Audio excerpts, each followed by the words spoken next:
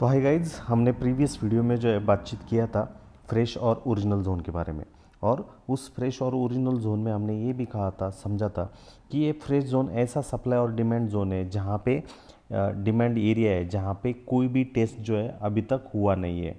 यदि हम Nifty bank की इस 15 मिनट चार्ट्स को अच्छी तरीके से यहाँ पे देखते हैं तो हमें पता चल जाएगा कि कहाँ पर क्या है और कौन सा जोन जो है वहाँ पे एज अ फ्रेश जोन वहाँ पे वर्कआउट कर रहा है। तो आप यदि यहाँ पे देखोगे तो 15 मिनट के हिसाब से ये एक जोन ऐसा है, यहाँ पे गैप क्रिएट हुआ था और उस गैप क्रिएट हो जाने के बाद यहाँ पे मार्केट जो है रिजेक्ट हुआ। अब इस जोन को यदि हम उस डेफिनेशन के हिसाब से, जो कि एग्जाम्पल के हिसाब से यहाँ पे देखते हैं, तो हमें क्या पता चल जाएगा, जब कीमत इस जोन के आसपास फिर से आपको आती हुई दिख जाएगी तो ये आपके लिए, जब ये फॉर्म हुआ था तो ये एक फ्रेश जोन था। अब जब कीमत उस जोन के आसपास आगे ना आपको आती हुई दिखी तो आप देखिए ऑलमोस्ट उस जोन को टच करने के बाद जो है वहाँ पे रिजेक्शन हुआ। मतलब शुरुआती में ये गैप के साथ जब हुआ तो ये एक फ्रेश जोन वहाँ पे कहलाया था, और जब कीमत नीचे गई और वहाँ से अगेन उसी जोन को रिटेन करने की कोशिश की तो ये फ्रेश जोन जो है वो नॉन फ्रेश जोन में वहाँ पे तब्दील हो गया। अब इस नॉन फ्रेश जोन का उपयोग, यूटिलाइजेशन हमारे लिए क्या है? इसका उपयोग, यूटिलाइजेशन ये है कि जब आपको प्राइस एक्शन या मार्केट के पार्टिसिपेंट्स इस सप्लाई जोन को कंसिडर करते हुए एक फ्रेश जोन वहाँ पे बना रहे हैं यहाँ पर, तो आप इस जोन के लिए, इस प्राइस एक्शन के लिए वेट करोगे जहाँ पे आपके सक्सेस होने के चांसेस, आपके ट्रेड के जो चांसेस जो रहेंगे वो सबसे ज़्यादा वहाँ पे रहेंगे। एज ए इंट्राडे ट्रेडर आपको हर टाइम, हर वक्त, हर सेकंड स्क्रीन के सामने वहाँ पे रुकना नहीं है। सिर्फ और सिर्फ आपको वेट करना है कि वो जोन कहाँ पे क्रिएट हो रहा है और किस तरीके से वहाँ पे वर्कआउट हो रहा है। तो मैं अगेन यहाँ पे रिपीट करना चाहूँगा, अगेन बताना चाहूँगा, फ्रेश जोन ऐसे वाला सप्लाई या डिमांड जोन वाला एरिया है जहाँ पे कीमत जो है अभी तक रिविजिट नहीं हुई है। अब ये जब पहली बार फॉर्म हुआ था उसके बाद कीमत उसी लेवल के आसपास आया, उसी जोन के आसपास आई। लेवल तो मैं नहीं कहूँगा बट एक जोन रहेगा, क्योंकि एग्जैक्टली इसी वैल्यू को प्राइस ने टच नहीं किया, टैप नहीं किया। जब इस जोन के आसपास आई तो उसने टैप अप कर दिया। अब इसके पीछे क्या रीज़न है, what is being the reason behind this? तो जब ये फ्रेश जोन यहाँ पे क्रिएट हुआ था, this was called as a fresh zone.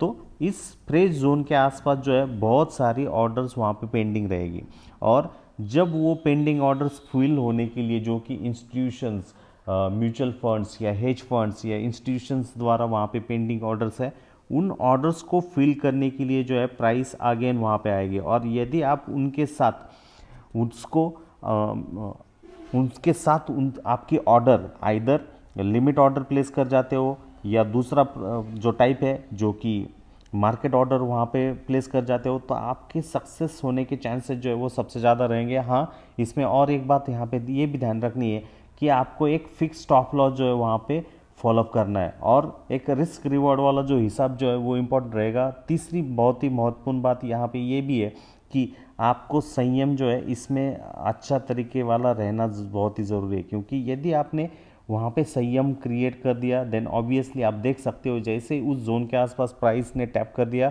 तो आपके लिए एक अच्छा खासा फॉल, ऑलमोस्ट 52,700 से ऑलमोस्ट 52,180 वाले पॉइंट के आसपास जो है वो फॉल होता दिखा। मतलब 500 प्लस पॉइंट्स वाला जो फॉल है इंट्राडे में आपको वहाँ पे देखने को मिला। तो यही एक फ़र्क होता है फ्रेश और नॉन फ्रेश जोन में। अब ये नॉन फ्रेश जोन में तब्दील हो चुका है। अब नेक्स्ट टाइम जब यहाँ पे कीमत यदि आ रही है और अगेन उसी जोन को वो टैप कर रही है, तो जो यहाँ पे इस दिन, मतलब लगभग फ्राइडे 12 जुलाई के दिन आपको जो फॉल देखने को मिला था, उतनी इंटेंसिटी वाले ऑर्डर्स या पेंडिंग ऑर्डर्स के चांसेस जो है यहाँ पे कम रहेगी। और जो इंटेंसिटी वाला जो फॉल यहाँ पे फ्राइडे के दिन देखने को मिला था वो फॉल हमें यहाँ पे देखने को नहीं मिलेगा, क्योंकि यहाँ पे जब ये फ्रेश जोन तब्दील हुआ था, जब कीमत उसी जोन को टच करने के लिए या टैप करने के लिए आई या पेंडिंग ऑर्डर्स लेने के लिए आई, तो ऑर्डर्स लेने के बाद लगभग 500 से 600 पॉइंट का फॉल वहाँ पे हुआ। अब यदि कीमत इस जोन के आसपास आ रही है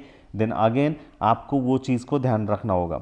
दूसरी बात यहाँ पे ये भी है, अब तो ये फ्रेश जोन तो नॉन फ्रेश जोन में तब्दील हो गया। अब नेक्स्ट वाला कौन सा जोन है जो कि एक फ्रेश जोन कहलाएगा?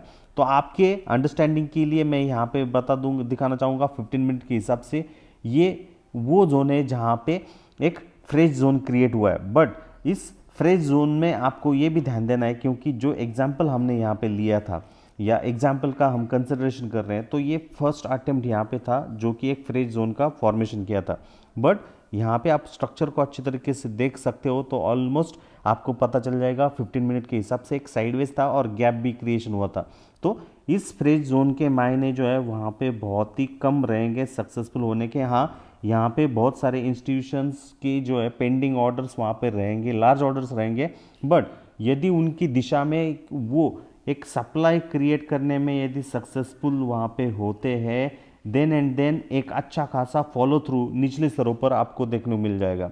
तो आपको आने वाले ट्रेडिंग सेशन में ये 53,000 से 53,200 वाला जो जोन है वो एक फ्रेश जोन वहाँ पे ध्यान रखना होगा। और इस फ्रेश जोन के आसपास किस तरीके से प्राइस एक्शन वहाँ पे घट रही है, यदि उसको 15 मिनट के हिसाब से 15 मिनट टाइम फ्रेम के हिसाब से वो अच्छी तरीके से होल्ड ऑन नहीं कर रही है, तो उस हिसाब से आपको वहाँ पे समझना होगा कि ये फ्रेश जोन वहाँ पे वर्कआउट हो रहा है या नहीं हो रहा है। तो वहाँ पे आपको दूसरा जो आउटकम वहाँ पे निकलेगा, जो कि स्टॉप लॉस वहाँ पे जनरली कहा जाता है, जिसे समझा जाता है, वो देखना बहुत ही ज़रूरी रहेगा।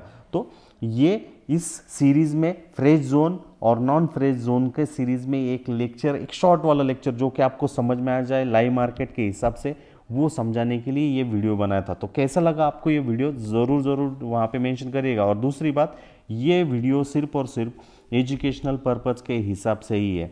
आप इस तरीके से इस स्मॉल कॉन्सेप्ट्स को इस तरीके से यूटिलाइज कर सकते हो। मैंने तो प्रीवियस वीडियो में 4 आवर के टाइम फ्रेम के हिसाब से कंसिडरेशन किया था, बट 15 मिनट में भी क्या ये फ्रेश जोन वहाँ पे वर्कआउट हो सकता है, तो वहाँ पे है।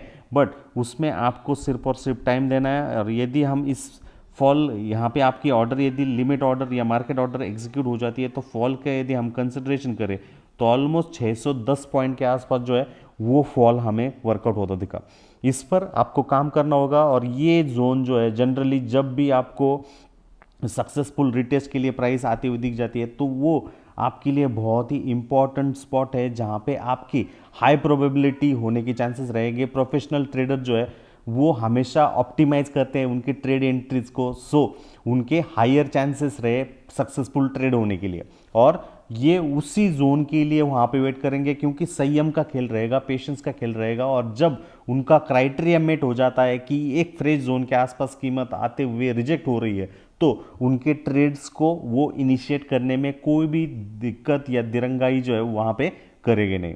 तो कैसा लगा आपको ये वीडियो ज़रूर कमेंट करिए। धन्यवाद।